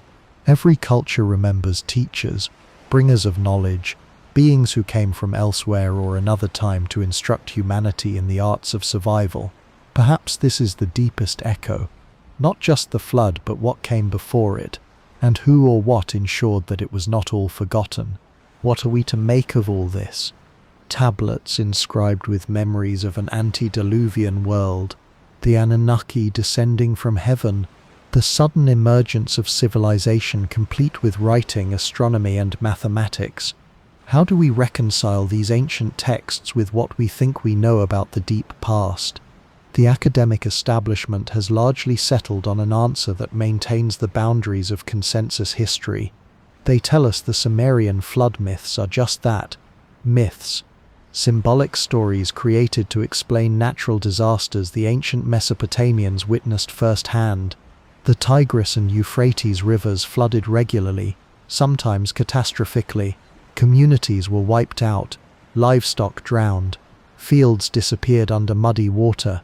To people without scientific frameworks, such disasters would seem apocalyptic, divinely ordained, a cleansing of the world itself. According to this interpretation, the Sumerians took these localized flood events and turned them into a cosmic narrative. They transformed regional catastrophes into universal judgment, human kings into immortal survivors, and weather-controlling gods into architects of deliberate extinction. Scholars argue this was a literary device, a way to process trauma, explain suffering, and assert moral order in a chaotic universe. The flood myth becomes theology, not history, memory, not metaphor, and there is evidence for this view. The Mesopotamian floodplain is geologically prone to inundation. Archaeological excavations have revealed multiple layers of flood deposits at sites like Uruk and Shuruppak, thick layers of clean clay sandwiched between settlement layers, evidence that these cities were indeed flooded, abandoned, and then rebuilt. But these floods were not simultaneous. They occurred at different times in different places. No single deluge wiped out all of Mesopotamian civilization. No 7-day rainstorm covered the earth. Thus, the scientific consensus stands firm. The Eridu Genesis, the Epic of Atrahasis, the story of Zodra, these are mythologized memories of real but limited disasters, localized, explicable, human-scale catastrophes, elevated to divine drama through the art of ancient priests. Case closed. Except the case refuses to stay closed, because there are problems with this tidy explanation. Problems whispering at the edges of the data, refusing to be silenced. First, there is the matter of consistency. If every culture's flood myth arose independently from local flood events, why do they share such specific details? The warning from the gods, the command to build a boat, the preservation of animals, the sending of birds to test for dry land, the landing on a mountain peak. These narrative rhythms appear not just in Mesopotamia, but all over the world. From Greece to India, from China to the Americas, flood myths describing not seasonal river overflows, but world-ending deluges, waters covering mountains, waters lasting for months, waters that wipe out previous civilizations entirely. How do we explain Inca legends of emerging from Lake Titicaca, after the flood destroyed the world, or Hopi traditions about multiple worlds destroyed by water while only a few ascended to the next, or Aboriginal Australian stories of a time when the sea rose and swallowed the coastal lands, forcing ancestors to flee to higher ground. These are not river valleys prone to seasonal flooding.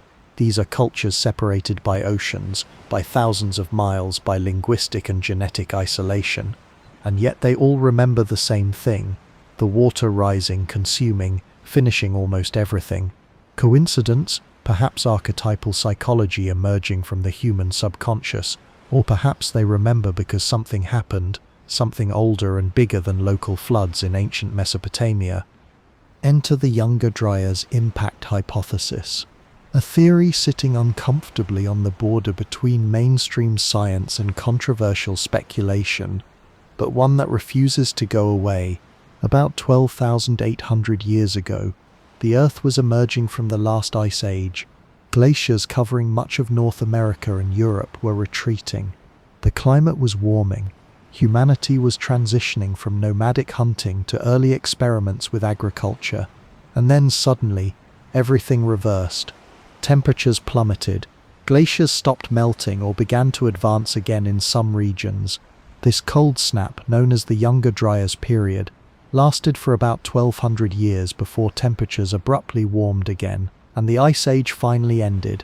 For decades, scientists attributed the Younger Dryas to changes in ocean circulation, shifts in the Gulf Stream, natural climate variability.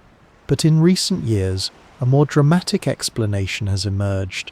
What if the temperature reversal was triggered by a cosmic impact, a comet or asteroid breaking apart in Earth's atmosphere, exploding over the North American ice sheet with the force of millions of nuclear weapons? The evidence is fragmentary but compelling. A sediment layer dating to approximately 10,800 BC, right at the onset of the Younger Dryas, contains unusual materials, nanodiamonds which form only under extreme pressure, microscopic spherules of melted rock, charcoal indicating massive wildfires, iridium, an element rare on Earth but common in asteroids, and perhaps most distinctly, a black matte layer found at dozens of archaeological sites across North America, a carbon-rich deposit suggesting widespread burning. If the impact hypothesis is true, the consequences would have been unimaginable. Explosions would have instantly melted parts of the ice sheet, releasing devastating floods. Tsunamis hundreds of feet high, meltwater rivers carving landscapes in hours that should have taken millennia. The Great Lakes Basin, the Scablands of Washington State, the English Channel, all possibly carved or expanded by sudden violent deluges triggered by impacts, and then the fires, debris from the blast raining down as superheated ejecta, igniting forests across continents, smoke and ash filling the atmosphere, blocking sunlight, triggering a cold spell that would last more than 1,000 years. The megafauna, the great mammals of the Pleistocene mammoths, saber-toothed cats, giant sloths, vanished within a geologically instantaneous window. Not slowly, not gradually, but abruptly, as if something suddenly removed them from the earth. Human populations would have been devastated. The Clovis culture of North America, once widespread, disappears from the archaeological record right at the Younger Dryas boundary, not tapering off but vanishing. In Europe, populations contracted, sites were abandoned, and genetic evidence points to a population bottleneck, a sharp reduction in human numbers. Could this be the flood? Not a metaphor, not a myth. A memory, a real world-altering catastrophe that nearly wiped out humanity, preserved in the oral traditions of survivors who scattered to distant shores and rebuilt from the ruins. The hypothesis remains controversial.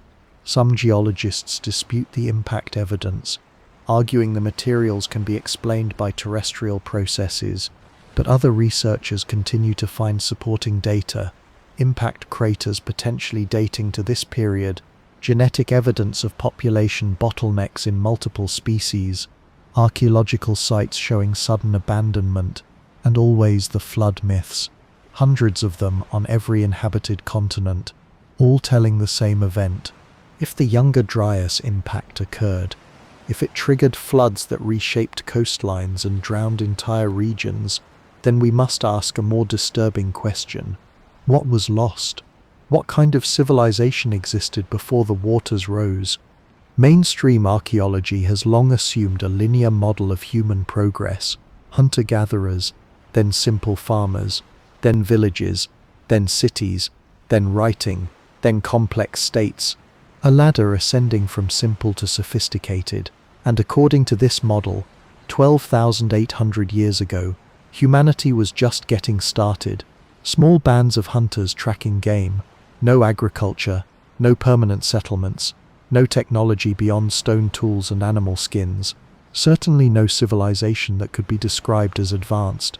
But the assumption of linear progress is just that, an assumption, and one increasingly challenged by anomalous evidence. Göbekli Tepe in Turkey dates to approximately 9600 BC, just after the Younger Dryas ended. Massive stone pillars, some weighing more than 10 tons, carved with intricate animal reliefs arranged in circular complexes suggesting astronomical alignment. This is not the work of primitive hunter-gatherers stumbling into settled life. This is monumental architecture requiring organization, planning, specialized labor and knowledge of geometry, astronomy and engineering. And it was built by people who supposedly hadn't invented agriculture yet. Or had they? Recent analysis of remains at Göbekli Tepe suggests the people who built it were brewing beer, processing grain, engaging in ritual feasting. Maybe agriculture wasn't slowly invented through trial and error. Maybe it was remembered, recovered from a time before the floods when such knowledge was already established. And Göbekli Tepe is not alone. Across the world, sites dating to the immediate post-Younger Dryas period show startling complexity. Çatalhöyük in Anatolia, Jericho in the Levant, ancient settlements that appear suddenly, already organized, already building in stone, already practicing irrigation. It is as if the knowledge of civilization wasn't slowly developed but rapidly deployed by people who remembered how to do it. Could there have been an advanced culture before the Younger Dryas? A civilization that had mastered agriculture, astronomy, perhaps seafaring and monumental architecture? A culture largely wiped out by the catastrophe, with only scattered survivors carrying fragments of their knowledge into the post-Diluvian world. This is where the debate becomes truly contentious, because once we open the door to a pre-flood civilization, we must confront more extreme interpretations, theories that mainstream academia dismisses, sometimes with derision. The ancient astronaut hypothesis. The idea that the Anunnaki were not gods, not myths, not symbolic representations of natural forces, but actual beings, visitors from another world who came to Earth in the distant past, genetically engineered modern humans, and taught the survivors of the flood how to rebuild civilization.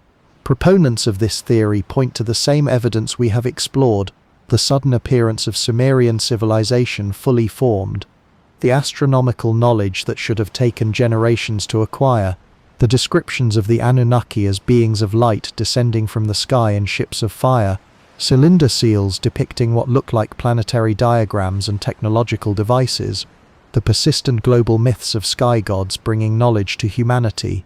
They ask, why would the Sumerians describe their gods as coming from the sky if they were purely symbolic? Why carve images that look like astronauts and celestial maps if they only represent earthly kings and agricultural cycles? Why meticulously record planetary orbits with a precision suggesting advanced instruments or information provided by someone who had seen the solar system from above? Mainstream scholars counter with plausible explanations. Astronomical knowledge could have accumulated through patient observation. Descriptions of descent from the sky could be mythological metaphor. Technological-looking images can be misinterpreted by modern eyes trained to see machines in abstract symbols. And the consistency of flood myths across cultures could reflect independent responses to universal human experiences of natural disaster. These are rational arguments grounded in the principle of parsimony, Occam's razor, the principle that we should prefer simpler explanations over extraordinary ones, and they hold sway in academic institutions for good reason. Evidence for extraterrestrial visitation is circumstantial at best. There is no recovered spacecraft, no alien artifacts with definitive non-terrestrial signatures, no genetic markers proving conclusively the artificial manipulation of human DNA. And yet the questions linger, because the alternative hypothesis, the mainstream view, also requires us to accept extraordinary coincidences, that multiple cultures independently invented nearly identical flood myths, that the Sumerians stumbled upon advanced mathematics and astronomy without any foundation, that civilization appeared fully formed from scattered bands of hunter-gatherers just centuries after the Earth's climate stabilized. So we are left in the gap between certainty and speculation, between documented fact and tantalizing possibility. What can we say with confidence?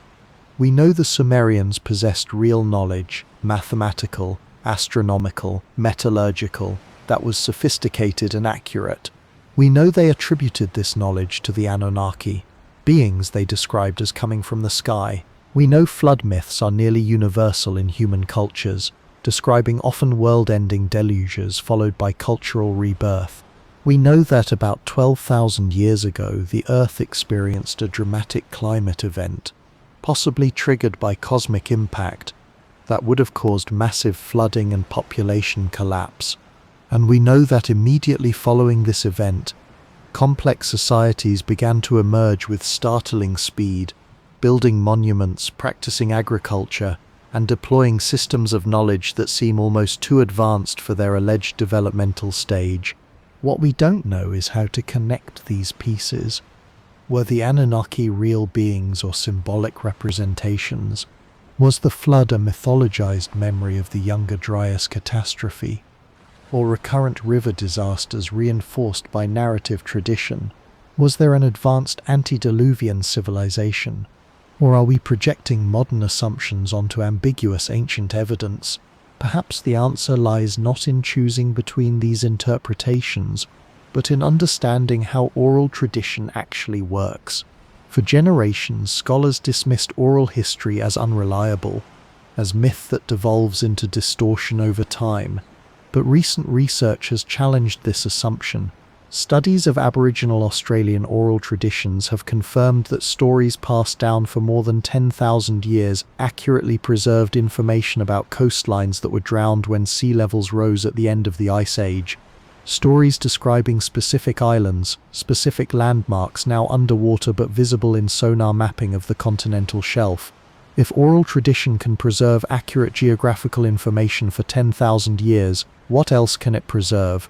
Could the Sumerian tablets written around 2600 BC be recording stories that originated thousands of years earlier? Stories passed down through generations of survivors who witnessed real events, not perfectly preserved, certainly embellished and mythologized, but carrying within them a kernel of historical reality. If so, then perhaps the answer is not history or myth, but both. History wrapped in myth, preserved through mythological narrative, because that is how non-literate cultures stored and transmitted information. The flood was real, the destruction was real, the knowledge lost and partially recovered was real, but the survivors, lacking scientific language, described what they experienced in the terms available to them. God's, heaven's divine intervention, not because they were primitive or superstitious, but because they were human, making sense of catastrophe through the narrative structures of their time. And we, living in the 21st century with satellites, DNA sequencing and deep-time archaeology, are still trying to translate their words, still trying to extract data from mythology, still trying to answer the question that haunts every ancient text: what actually happened? The Sumerian tablets will not give us certainty. They were never meant to. They are fragments, clay impressions of stories told around fires, recorded by scribes who were themselves working from older sources. But they offer us something perhaps more valuable than certainty. They offer us a challenge, an invitation to look deeper into our past, to question our assumptions about human history, to remain open to the possibility that we have forgotten more than we remember, because whether the Anunnaki were gods, ancestors, survivors of a lost civilization, or something else entirely, the knowledge they left behind was real.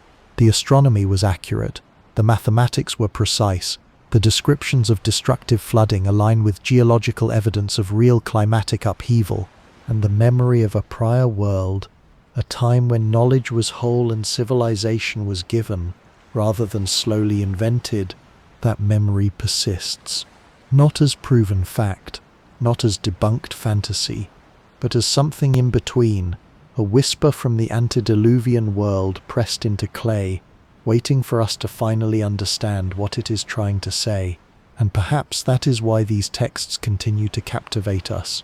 Why in an age of science and skepticism, we still turn to the Eridu Genesis, still pore over translations of the Epic of Atrahasis, still debate the nature of the Anunnaki, because they challenge the story we tell ourselves about human history, the tidy narrative of linear progress, of civilization slowly built from nothing. Instead, they suggest that history might be cyclical, that knowledge can be lost, that we might not be climbing toward enlightenment, but recovering from catastrophe, that our ancestors might have known things we are only now remembering. And if that is true, if the tablets preserve even a fragment of genuine antediluvian memory, then the question becomes urgent: what else have we forgotten? What other knowledge was lost when the waters rose? And what else might we recover if we are willing to listen to the voices speaking to us from the mud? And so we return to the question that opened this journey. What if the Sumerian texts are telling us what really happened before the flood? Not myth, not metaphor, memory, distorted perhaps, fragmented certainly, but memory nonetheless. We have walked through their tablets, traced their king lists, examined their astronomical precision, their mathematical complexity, their unexplained metallurgy. We have stood in the ruins of cities buried beneath flood sediment. We have listened to the echoes of the same devastating story repeated on every continent, in every culture, in every isolated civilization rising from the waters. And the question remains unanswered, suspended between what we can prove and what we cannot ignore. The mainstream interpretation is clear. The Sumerian flood narrative is mythology, powerful and profound, but ultimately symbolic, a cultural memory of local flooding in Mesopotamia, amplified by retelling until it reached cosmic scope. The antediluvian kings with their impossible lifespans are literary devices. Their reigns represent entire dynasties compressed into single names. The advanced knowledge, astronomy, mathematics, these are the achievements of brilliant minds working over centuries, not the legacy of a lost world. And the Anunnaki, those shining beings descending from the sky, they are gods in the traditional sense, personified forces of nature, divine explanations for what ancient people could not yet understand through science. This interpretation is rational, cautious, grounded in the measurable and verifiable, and yet it leaves so much unexplained. Why Sumerian has no linguistic ancestor, why their astronomical records contain multi-generational observations that seem complete from the start, why cylinder seals depict technology that looks displaced in time, why the same flood story, the same narrative of divine punishment, human survival and the rebirth of the world, appears in cultures supposed to have had no contact. Perhaps these are coincidences. Perhaps human psychology independently produces similar myths. Or perhaps there is something older at work, a shared heritage, a collective memory of an event so devastating it rewrote the human story entirely. The archaeological evidence is tantalizing but insufficient. We have flood layers, we have sunken ruins, we have out-of-place artifacts and systems of knowledge that seem too refined for their context. But we do not have proof of an antediluvian civilization. Not yet. What we have instead are anomalies, inconsistencies, pieces that refuse to fit neatly into the accepted timeline. And those pieces ask uncomfortable questions. Questions about what we assume, what we overlook, and what we might be missing because we are looking in the wrong places or asking with the wrong framework. The Sumerians themselves seem to have understood this tension. They didn't claim to be the first. They claimed to be heirs, scribes tasked with preserving what had been given, what had survived. Their tablets read like the work not of inventors, but of archivists carefully recording knowledge they didn't fully understand, but knew must not be lost again. Perhaps that is the true message encoded in the flood myths. Not that gods once walked the earth, but that civilization is fragile, that knowledge can be drowned, that everything humanity builds can be wiped out in a single generation if we fail to remember, if we fail to preserve, if we fail to pass it on. Whether the Antediluvian world was a real advanced civilization, a mythical golden age, or something stranger still, the Sumerian texts force us to confront a disturbing possibility, that our ancestors were not primitive, that their knowledge was not accidental, and that history as we think we know it might be only the latest chapter in a much longer, much stranger story. So what do you think? Are the Sumerian flood texts mythology or memory? Let us know in the comments where you're listening from, and what mysteries you'd like us to explore next. If this journey into the oldest stories ever written has sparked your curiosity, subscribe and join us as we continue to venture into the shadowy corners of history, where documented fact meets tantalizing possibility. Because whether these tablets record literal truth or potent myth, one thing is certain: the Sumerians looked back across the floodwaters and saw something we have forgotten, and in the wedge-shaped marks they pressed into clay, they left us a message, not answers, but an invitation to remember, to question, to wonder what else might be buried beneath the mud, waiting to be found. The mystery continues, and so do we. Good night.